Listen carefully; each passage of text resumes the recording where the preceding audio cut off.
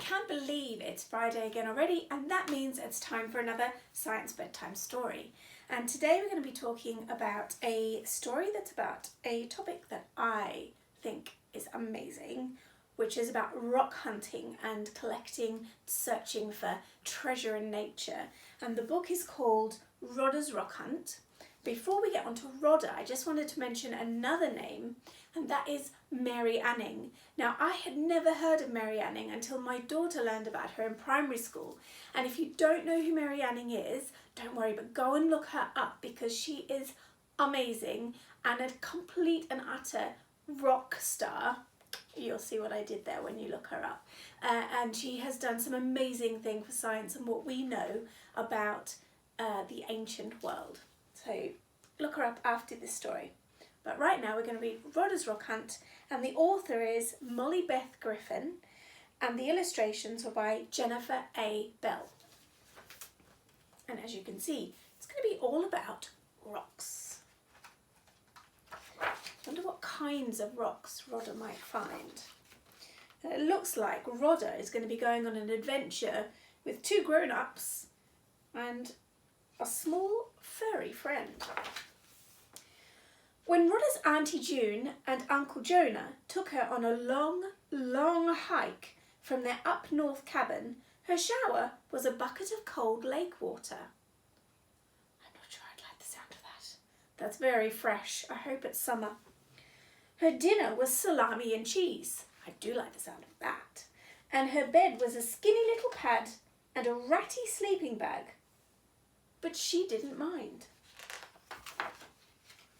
Because of the rocks. Rhoda loved rocks. Smooth rocks, bumpy rocks and sparkly rocks, rocks and stripy rocks. Gosh, that's a tongue twister. And rocks shaped like hearts and hats and horns. All right, Auntie June said, but you have to carry them in your pack. And funnily enough, I had this exact conversation with my daughter on one adventure we went on. They were moving camp every day and they had to carry everything in big, heavy, bulky packs. This really is a proper adventure they're going on. So they're going to have to carry quite a lot of heavy things already. And rocks, they can be heavy too. So I wonder how Rhoda's going to go.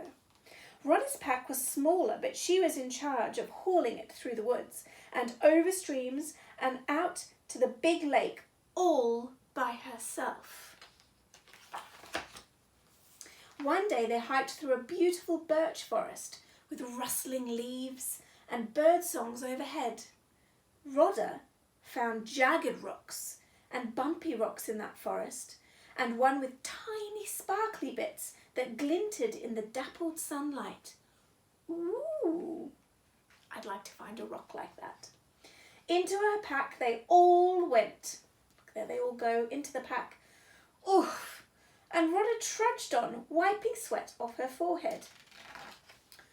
Looks like someone needs a bucket shower, Uncle Jonah joked. Rhoda didn't laugh. Is that a dad joke? Uncle jokes and dad jokes are the same. The next day they crossed a rushing stream with whispering water all around and dragonflies whizzing past. Rhoda found lots of smooth rocks, round rocks in that stream, and one with a curve that fit into her palm just right. Oh, that's so satisfying, isn't it?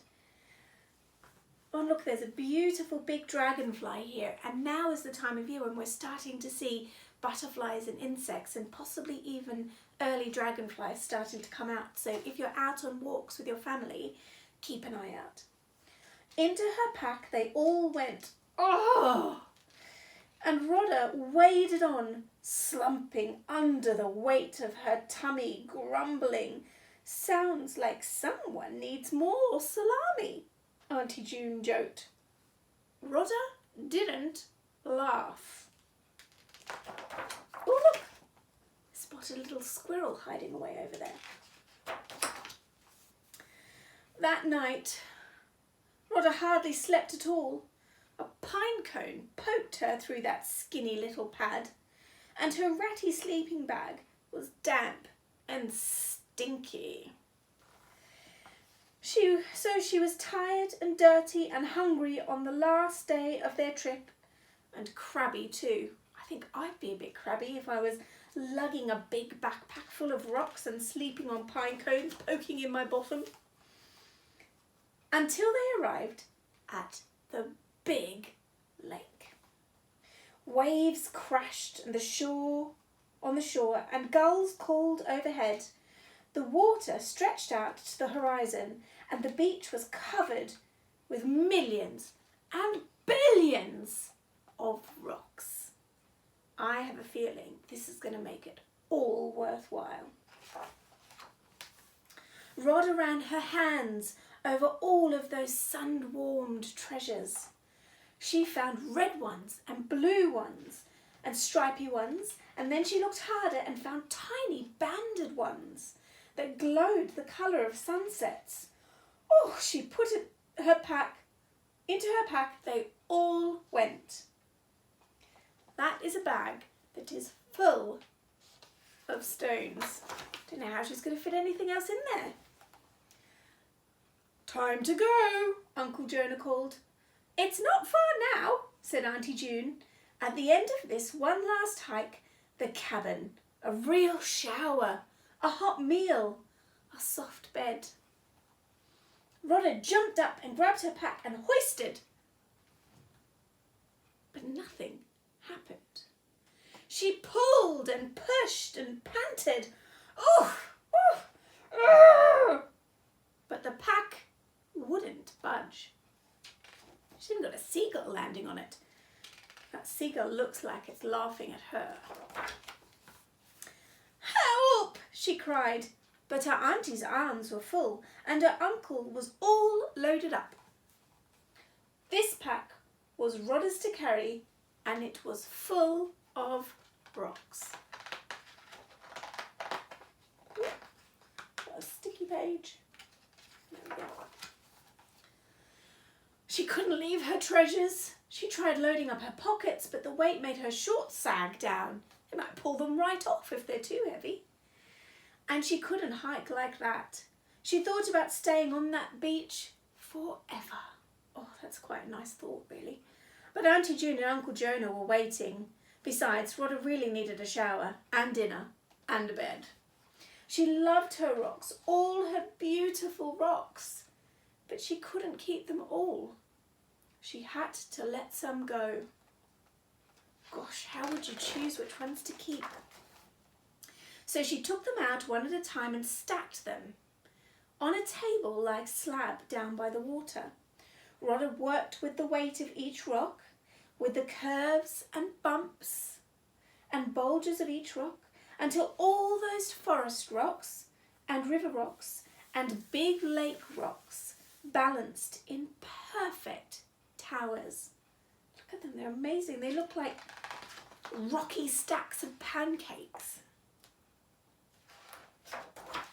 And she looks quite pleased with herself as well. And look here, she has chosen a small, beautiful collection of different kinds of rocks. Well, almost all the rocks got stacked into pancakes. Back into her pockets went the one glinting forest rock, and the one palm-snuggling river rock, and a small handful of tiny glowing agates. An agate is a particular type of rock from the big lake. Then she smiled at her rock cairns, and a cairn is what we call a tower of rocks. The towers of souvenirs she was leaving behind. I wonder what someone else will think if they find those rock towers, those rock cairns. Finally, she slung her pack onto her back and followed Auntie June and Uncle Jonah all the way to their cosy cabin, where a hot shower and a delicious dinner, and a soft bed were waiting just for Rhoda. Now, have you collected any interesting rocks? I'm going to show you one thing which I thought you might like to see, which is not really a rock, but it is a fossil, and a fossil is a type of a kind of a type of rock where a living thing has been trapped for such a long time, usually in mud, in riverbeds, or at the bottom of the ocean, or in old ocean beds, that they have almost turned to stone themselves. Now this, I don't know if you can see it, is enormous fossilised shark tooth. And if you go looking around beaches, particularly around the southern part of the UK, then you are very likely to find fossilised creatures from millions of years ago. You'd be very, very lucky to find a fossilised tooth. But if you go treasure hunting, I'd love to know what you find.